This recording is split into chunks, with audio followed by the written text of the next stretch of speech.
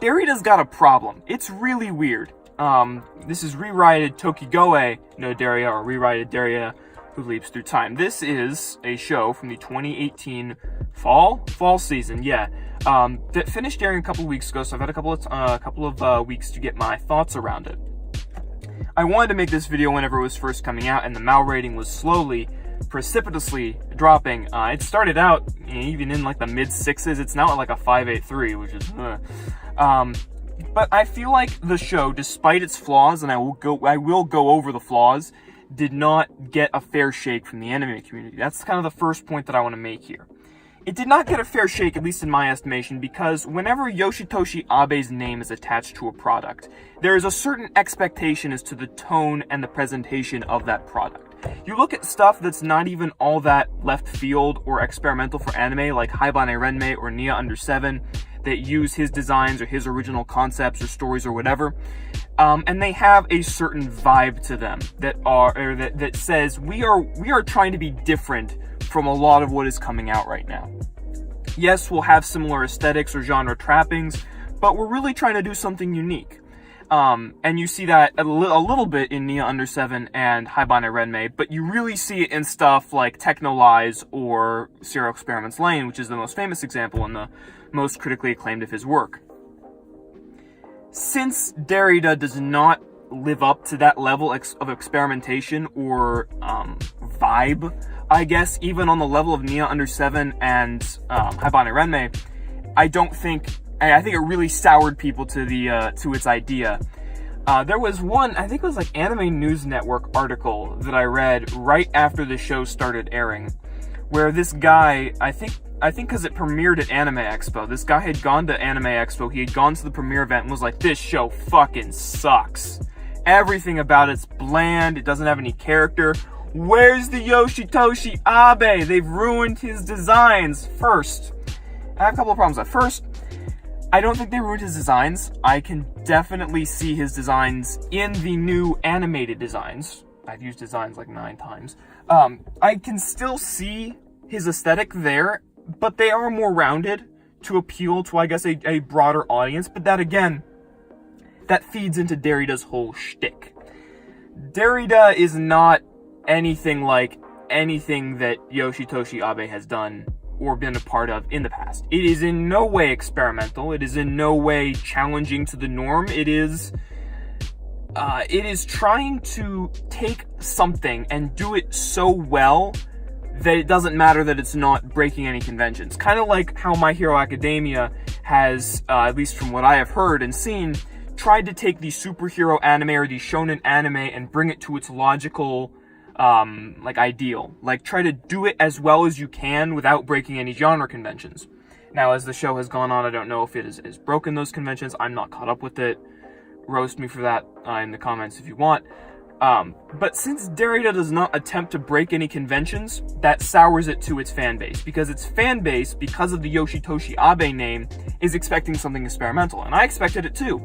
But I think 4 or 5 episodes in, whenever it started to be kind of obvious that this was going to be a very linear, not complex, just pulpy sort of story, I think that I was able to make that kind of switch, and a lot of people weren't. And what I'm making this video for is to be like, hey, make that switch, because it's important that this show gets a fair shake.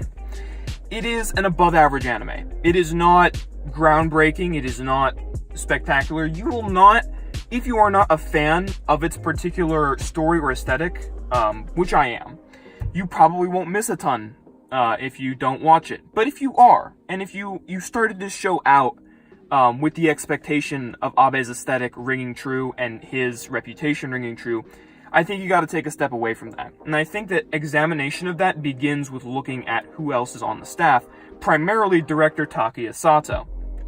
Now, Sato, at least in my recollection, is most famous for Steins Gate. And Derrida's problems kind of begin and end with him. Whenever I say problems, I mean what hinders it from it being great. Sato is a master at building tension within a scene, character drama and interactions between them, and quick, sort of snappy changes in tone of a scene.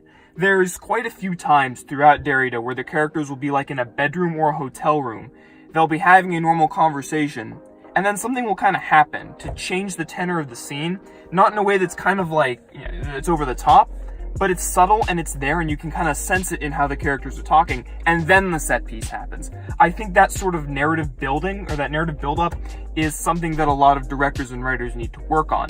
Whereas Sato has 3 steps. You can see it in Steins Gate too. Like, let's say whenever he goes back to the, this is spoilers for Steins Gate.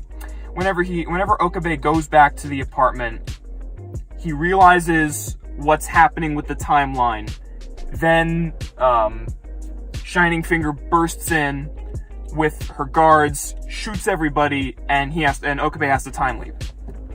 I think is that what it's called in Steins Gate? I might be getting it in Derrida confused.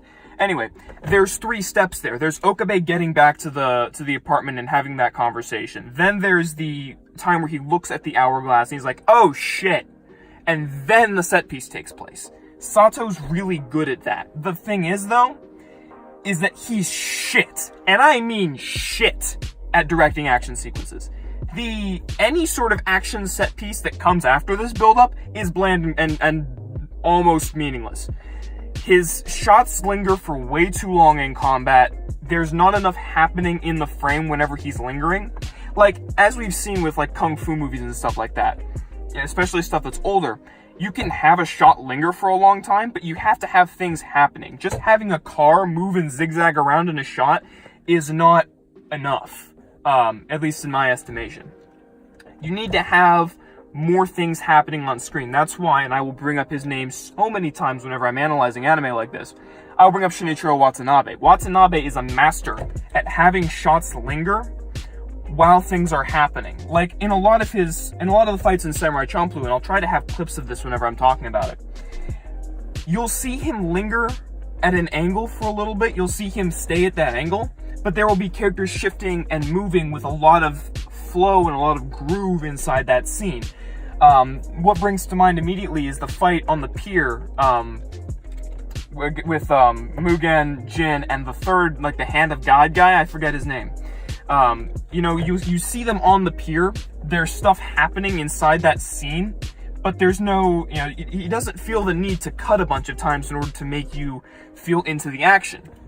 Whereas Derrida, especially with a lot of the scenes that take place with the car, we just get a lot of wide-angle shots of the car, doing things, and that's not really all that interesting, especially whenever the car's CGI isn't all that great. And it's because of Sato's shortcomings as a director in action. And again, with Steins Gate, he didn't have to do much of that, because Steins Gate is very narrative-driven. It's a visual novel adaptation. And visual novels, as we know, it's pretty much what the name says. You watch a novel. There isn't a lot of action set piece. So, within Steins Gate, Sato didn't have to do a lot of action directing, and because of that, his strength with build-up and character narrative really was able to shine through, whereas with Derrida, he's forced to do action set pieces, or he has written in action set pieces. I don't know which, I think he wrote the show. I don't remember. I'll have to look that up, and put it on the screen, like I did with a couple of videos ago. He doesn't play to his strength as much, and because he doesn't play to his strengths there, Derrida as a whole seems like a bland product. You've already got this sort of alienation of your fan base with the Abe designs not entailing what the fan base thought it would, and then whenever you're trying to win back these fans by being a fantastic action set piece, with like thriller elements and stuff, it falls flat because Sato is not an effective director in that regard. If Derrida focused more on, say, the things that Steins Gate focused on, I think it would be a much better show, and I think it wouldn't have tanked the way that it did. I still think it's worth a watch. I think that the character interaction is incredibly strong, some of the strongest this year, and that if you're a fan of that, and you're a fan of time travel and those sorts of narrative elements, that it will serve you well if you go and watch the show. It's only 12 episodes long, you can knock it out in a day. But if you're looking for something more experimental, I would recommend, if you haven't seen the rest of Abe's work or the work that he's affiliated with, I would go check out Technolyze. I would go check out Serial Experiments Lane if you haven't done that yet. just a lot of good stuff that has a better feel for what you're looking for. Wow, I can't believe I'm actually ending a video on a traditional note. This actually seemed like much more of a review than I thought it was going to be. So yeah, this is, I guess, my review of Tokigoe no Derrida, Derrida who leaps through time, whatever the Japanese, I don't know. Subscribe.